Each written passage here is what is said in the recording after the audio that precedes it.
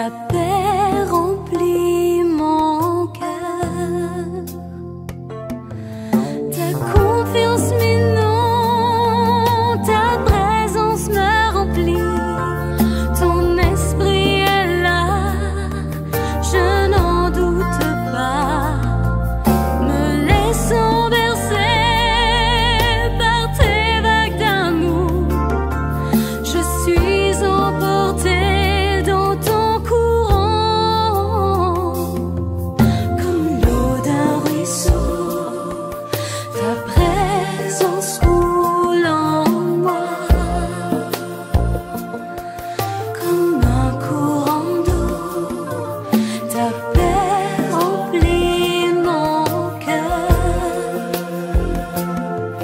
ta confiance m'inonde, ta présence me remplit, ton esprit est là, je n'en doute pas, me laissant bercer par tes vagues d'amour, je suis emportée dans ton courant, je viens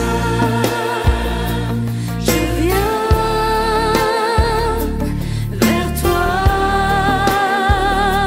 mon Père,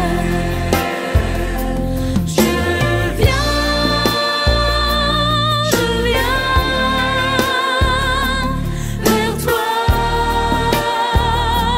Papa, tel que je suis, je viens vers toi, pour me blottir dans tes bras d'amour, tes bras d'amour.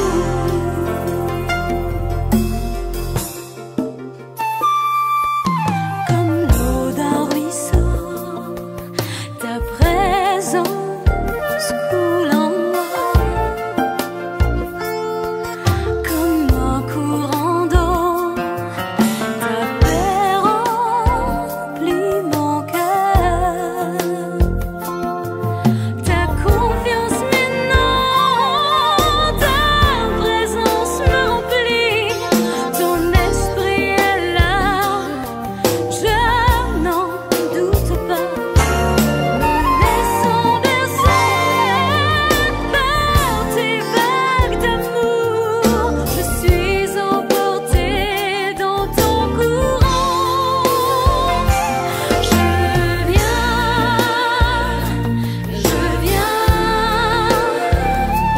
vers toi, mon Père, je viens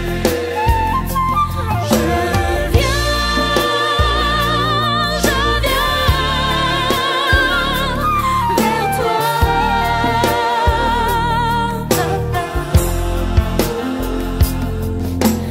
tel que je suis, je viens vers toi, pour me blottir dans tes bras d'amour, tes bras d'amour.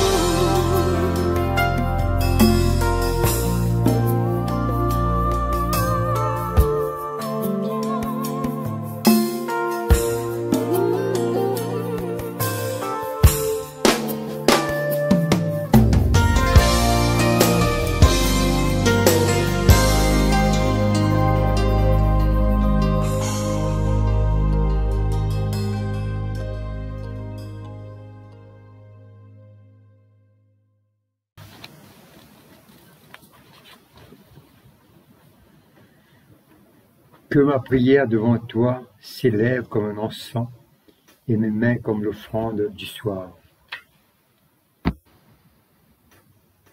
Frères et sœurs dans le Christ, en silence, en présence du Dieu Tout-Puissant et d'un cœur docile et pénitent, confessons nos péchés pour que de sa bonté infinie et sa miséricorde, il nous accorde le pardon. Ensemble, nous disons: Dieu de miséricorde, nous confessons que nous avons péché contre toi, en pensée, en parole et en acte, par ce que nous avons fait et ce que nous avons omis de faire.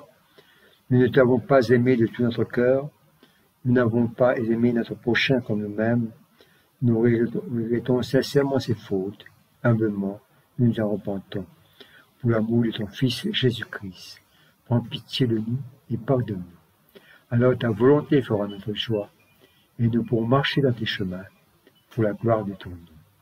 Amen. Que le Dieu Tout-Puissant vous fasse miséricorde, qu'il vous pardonne vos péchés, par Jésus-Christ notre Seigneur, qu'il vous affermisse en tout bien, et par la puissance de l'Esprit Saint, qu'il vous garde pour la vie éternelle. Amen. Dieu, viens à mon aide, Seigneur, à mon secours. Gloire au Père, et au Fils, et au Saint-Esprit, au Dieu qui est, qui était, et qui vient, pour les siècles et les siècles. Amen. Ensemble, nous disons l'hymne de joie et lumière. Joie et lumière de la gloire éternelle du Père, le Très-Haut, le Très-Saint, ô Jésus-Christ.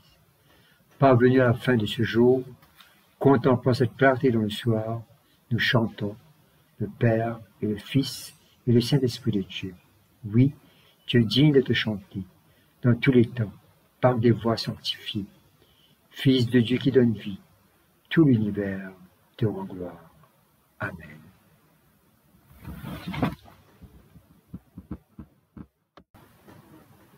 Psaume 77.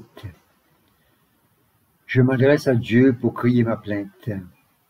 Je m'adresse à Dieu pour qu'il me prête attention. Quand j'étais dans la détresse, je me tourne vers le Seigneur sans relâche. La nuit, ma main se tend vers lui. Je refuse qu'on me console. Dès que je pense à Dieu, je pousse des soupirs. Dès que je réfléchisse, je perds courage. Tu m'empêches de fermer l'œil, Seigneur. Tu me troubles. Je ne sais plus que dire. J'invoque les lointains passés. Je repensais au temps jadis. Je passais la nuit à réfléchir. Je médite et je cherche à comprendre. Le Seigneur nous rejettera-t-il toujours? Ne voudra-t-il plus jamais de nous? A-t-il cessé pour toujours d'être bon pour nous? N'a-t-il désormais plus rien à nous dire? Dieu a-t-il oublié d'avoir pitié de nous? Dans sa colère, nous a-t-il fermé son cœur? Je me dis, ce qui me fait mal, c'est que le Dieu très haut n'agisse plus pour nous. Je me souviens de ce que tu as fait, Seigneur. Oui, j'invoque tes merveilles d'autrefois. Je réfléchis à tes exploits. Je médite tes actes mémorables. Oui, Dieu, ton action est unique. Aucun Dieu n'est aussi grand que toi. Tu es le seul qui fasse des merveilles. Tu as montré ton pouvoir aux autres peuples. Par ta vigueur, tu as délivré ton peuple, les descendants de Jacob et de Joseph. Ô Dieu, quand les autres t'ont vu, elles ont été prises de peur et bouleversées jusqu'en leur profondeur. Les nuages déversaient des torrents d'eau. Au milieu d'eux grondait le tonnerre, et tes flèches volaient en tous sens. Au roulement de ton tonnerre, les éclairs illuminaient le monde. La terre tremblait de peur. Tu te fais un chemin dans la mer, un passage au fond de l'eau, et personne ne retrouva tes traces. Tu t'es servi de Moïse et d'Aaron comme berger pour ton peuple. Gloire soit au Père et au Fils et au Saint-Esprit, comme il était au commencement, comme il est maintenant, comme il sera éternellement. Amen.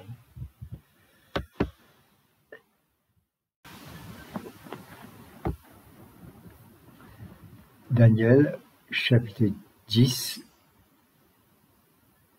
verset 1 à la fin, et chapitre 11, verset 1er. Durant la 3e année du règne de Cyrus, roi de Perse, un message de Dieu fut révélé à Daniel, appelé aussi Belthazar. Ce message digne de foi annonçait des grandes difficultés. Daniel y réfléchit attentivement et en découvrit le sens de la vision, grâce à la vision. À cette époque, moi, Daniel, j'observais les rites de deuil pendant 3 semaines complètes. Je ne mangeais aucun mets délicat, je ne consommais ni viande ni vin, et je renonçais à me parfumer la tête, jusqu'à ce que ces 3 semaines soient passées.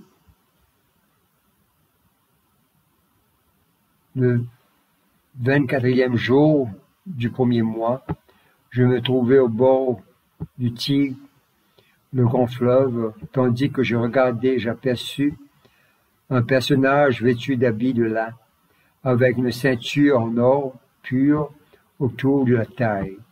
Son corps ressemblait à une pierre précieuse. Son visage brillait comme un éclair. Ses yeux étaient pareils à des torches enflammées. Ses bras et ses jambes luisaient comme du bronze poli. Quand il parlait, on croyait entendre le bruit d'une foule. Moi, Daniel, je fus le seul à voir cette apparition. Les gens qui m'entouraient ne virent rien.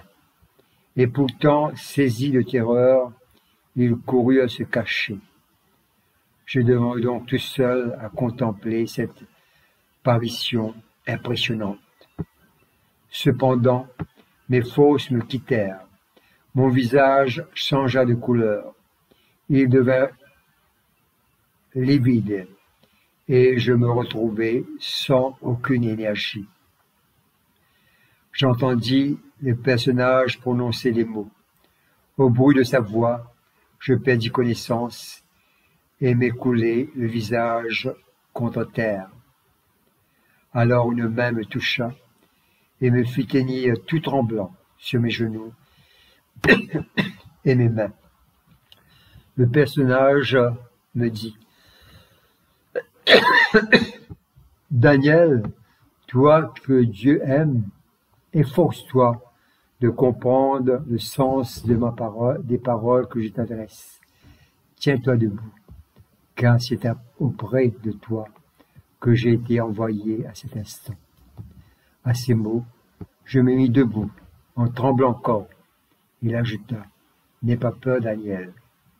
Dès le 1er jour où tu as manifesté ton humble soumission envers ton Dieu, en ayant à cœur de comprendre ce qui s'est passé, ta prière a été entendue, et je me suis mis en route pour t'apporter la réponse. Mais l'ange protecteur de l'Empire perse s'est opposé à moi pendant 21 jours, jusqu'au moment où Michel, l'un des principaux anges, est venu à mon aide. Je l'ai donc retenu auprès du roi des Perses, et maintenant je viens pour te faire comprendre ce qu'il arrivera à ton peuple dans l'avenir. Car voici encore une vision qui concerne ce temps-là.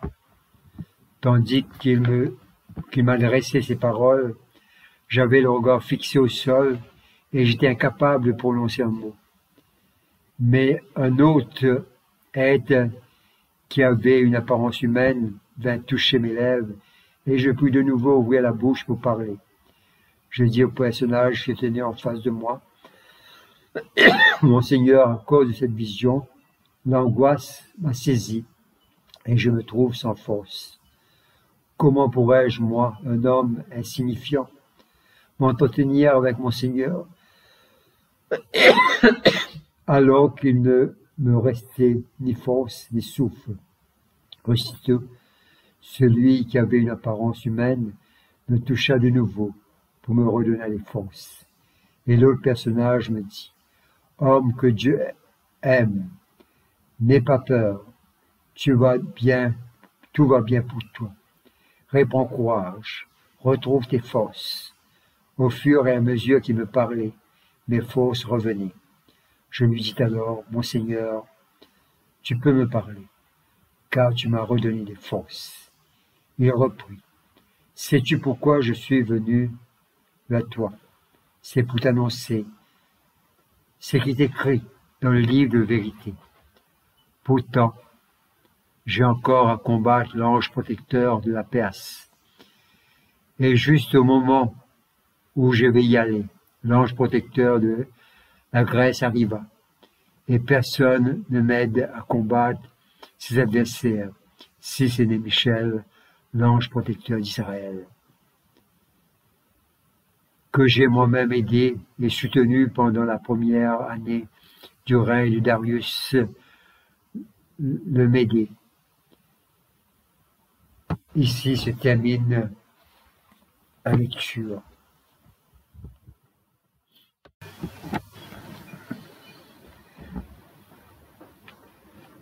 Apocalypse, chapitre 13, versets 1 à 10. Puis je vis une bête sortir de la mer. Elle avait 10 cornes et 7 têtes. Elle portait une couronne sur chacune de ses cornes, et des noms insultants pour Dieu étaient inscrits sur ses têtes. La bête qui me vit ressemblait à un léopard. Ses pattes étaient comme celles d'un ours, et sa gueule comme celle d'un lion. Le dragon lui confia sa puissance, son trône et un grand pouvoir. L'une des têtes de la bête semblait blessée à mort, mais la blessure mortelle fut guérie. La terre entière fut remplie d'admiration et suit la bête. Tout le monde se mit à adorer le dragon, parce qu'il avait donné le pouvoir à la bête. Tous adorèrent également la bête en disant, « Qui est semblable à la bête? Qui peut la combattre ?» La bête fut autorisée à prononcer des paroles arrogantes et insultantes pour Dieu. Elle reçut le pouvoir d'agir pendant 42 mois. Elle se mit à dire du mal de Dieu et à insulter son nom et le lieu où il réside, ainsi que tous ceux qui demeurent dans le ciel. Elle fut autorisée à combattre le peuple de Dieu et à les vaincre. Elle reçut le pouvoir sur toute tribu, tout peuple et toute langue et toute nation. Tous les habitants de la terre l'adoreront. Tous ceux dont le nom ne se trouve pas inscrit depuis la création du monde dans le livre de la vie, qui est celui de l'agneau mis à mort. Écoutez bien, si vous avez des oreilles pour entendre. Celui qui est destiné à être prisonnier, eh bien, il ira en prison. Celui qui est destiné à périr par l'épée, eh bien, il périra par l'épée. Voilà pourquoi le peuple de Dieu doit faire preuve de patience et de foi. Ici se termine la lecture.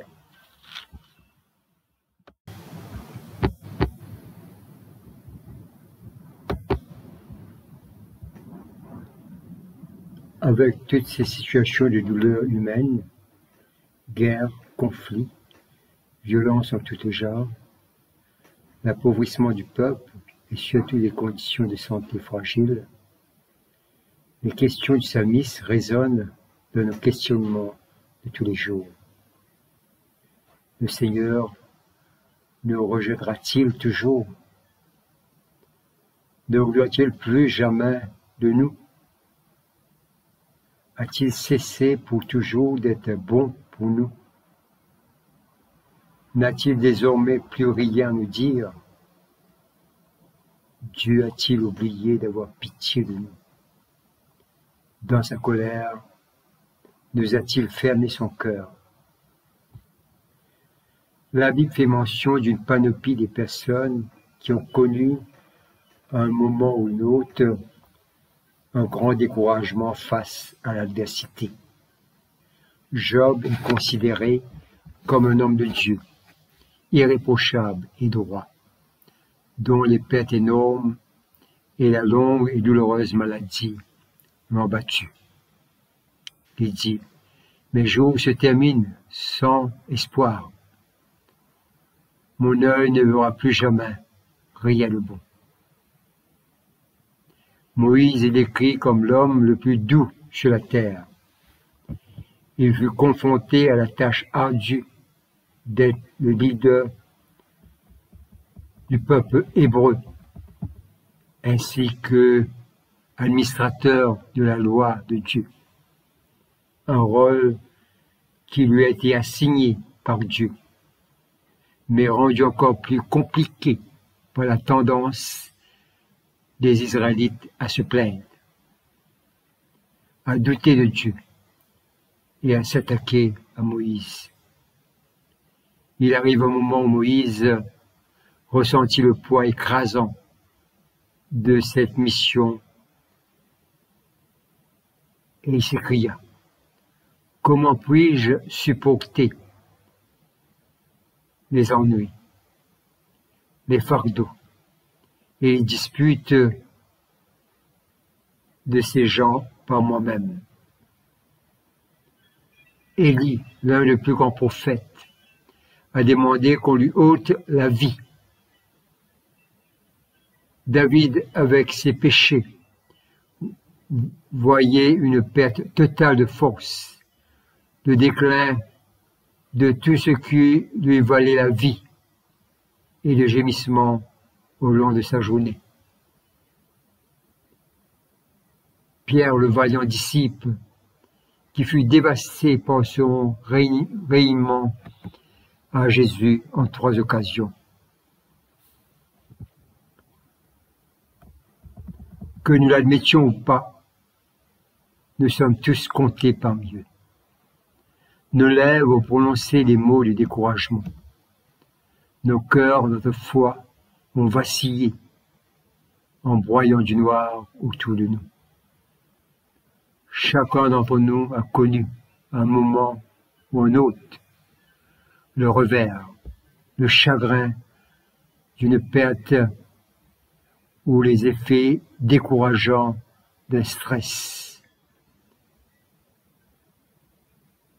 Être humain, c'est de ressentir ce brouillard égoutissant, épuisant et démotivant qui nous mène à poser des questions à la manière du psalmiste. L'auteur du psaume 97 dessine des images avec des mots qui dépeignent le désespoir. Il a l'impression d'être dans un tunnel sombre où il n'y a pas de lumière au bout. Peut-être nous pouvons nous identifier au sentiment du psalmiste dans son combat contre cette situation déprimante. Il ne fait pas semblant. Il n'enterre pas sa désillusion. Il ne simule pas le bonheur. Il ne cherche pas des paravents pour dissimuler sa peine. Au lieu de cela, il est devenu honnête avec Dieu.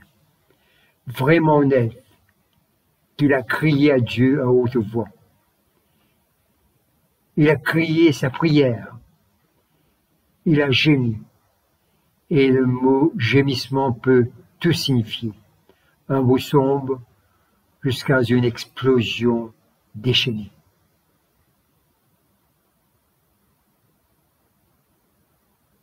Il dévide son cœur devant son Dieu.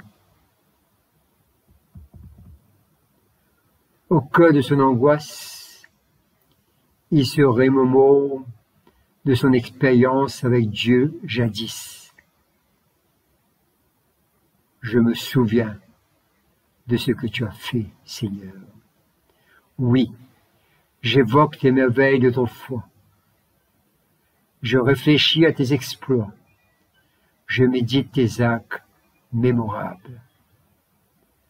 Ce souvenir est une prescription biblique qui est essentielle à l'adoration et qui alimente notre foi en Dieu. Nous le vivons à travers nos célébrations eucharistiques. Faites cela en mémoire de moi. Acte de mémoire qui nous conditionne à voir la beauté et la puissance de l'amour de Dieu. Comme le psalmiste, écrasé par le poids du fardeau, on ne se sent pas digne de Dieu. Mais le souvenir de Dieu reste gravé en nous. Alors nous pourrions avec le psalmiste dire, « Ô Dieu, ton action est unique. Aucun Dieu n'est aussi grand que toi. Tu es le seul qui fasse des merveilles. Tu as montré ton pouvoir aux autres peuples. » Ainsi, le psalmiste, malgré sa condition tourbillante, s'accroche aux actions passées de Dieu dans sa vie. De même, nous aussi, ne laissons pas les courbes de la vie, les troubles de la vie nous engloutissent.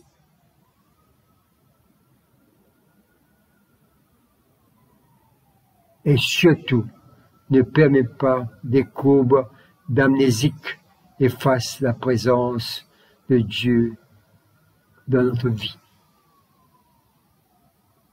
Restez en éveil. Retournons vers Dieu, même avec tout le poids de nos fardeaux. Cette parole rassurante de Jésus qui nous dit « Venez à moi, vous tous fatigués, chargés, et je vous soulagerai. » Ce sont des promesses réelles, des promesses qui nous remettent sur les bonnes rails avec notre Dieu. Amen. Be still and know that I am God. Be still and know that I am God. Be still and know that I am God.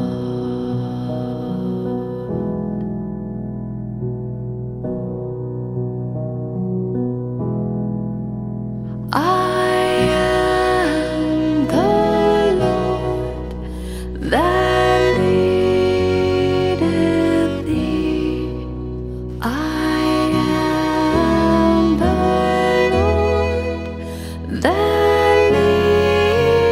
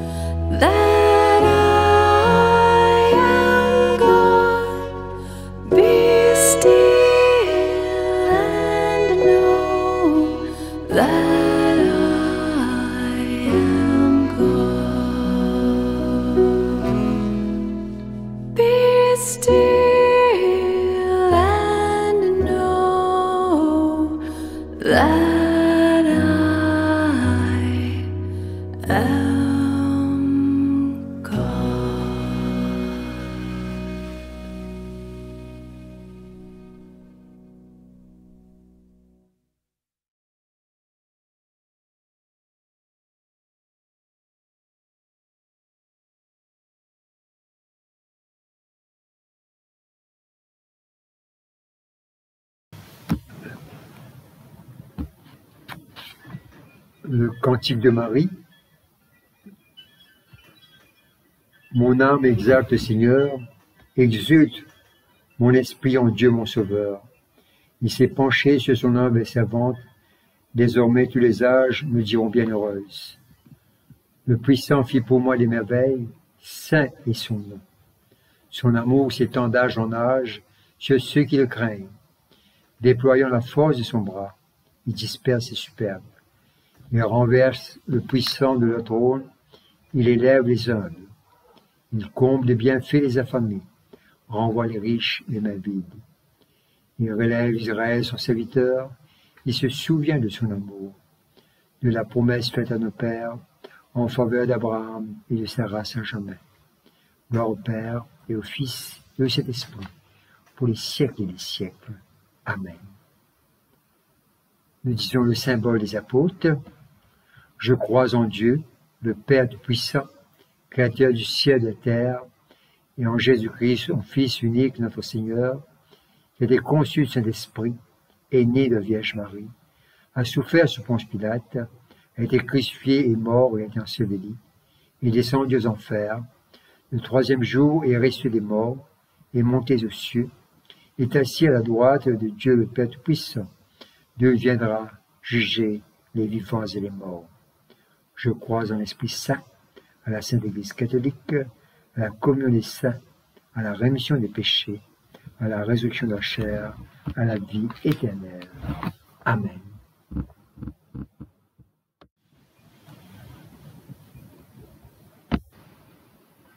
Le Seigneur soit avec vous et avec votre esprit. Ensemble, nous disons la prière que notre Seigneur Jésus nous enseigne. Notre Père, qui es aux cieux, que ton nom soit sanctifié, que ton règne vienne, que ta volonté soit faite sur la terre comme au ciel. Donne-nous aujourd'hui notre pain de ce jour. Pardonne-nous les offenses, comme nous pardonnons aussi à ceux qui nous ont offensés. Et ne nous soumets pas à la tentation, mais délivre-nous du mal. Car c'est toi qu'appartiennent le règne, la puissance et la gloire, pour les siècles et les siècles. Amen.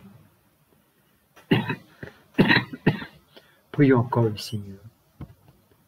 Seigneur, nous te confions ton Église pour que le nombreux obstacles et les occasions de chute n'altèrent pas son unité et n'entravent pas sa mission de porter ta parole au cœur de l'humanité.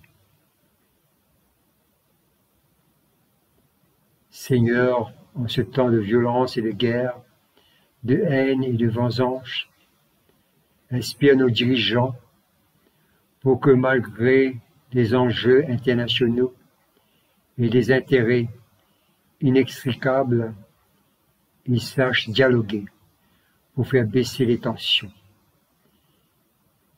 Qu'ils puissent ensemble œuvrer pour un vrai sens de justice et pour une paix durable.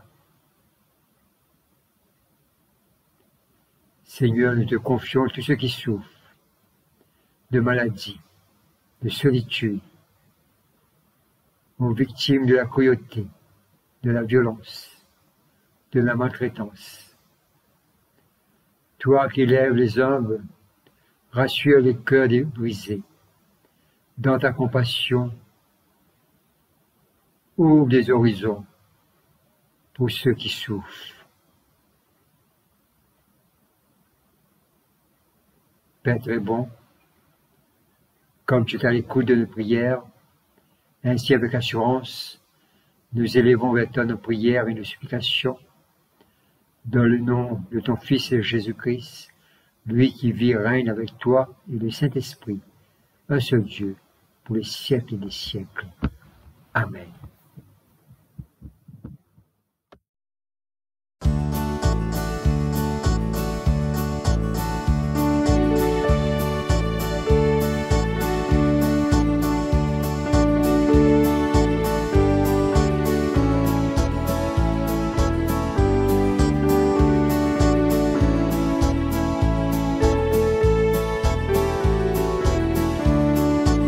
Nous glorifions toi,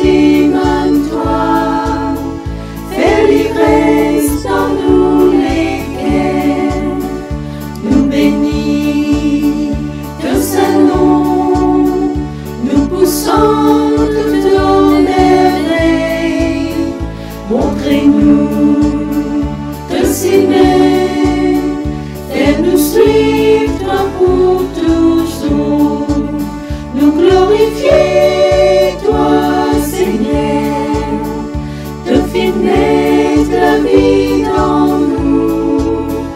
Ta parole nous dit maintenant, fais l'ivresse dans nous lesquels nous glorifier toi, Seigneur.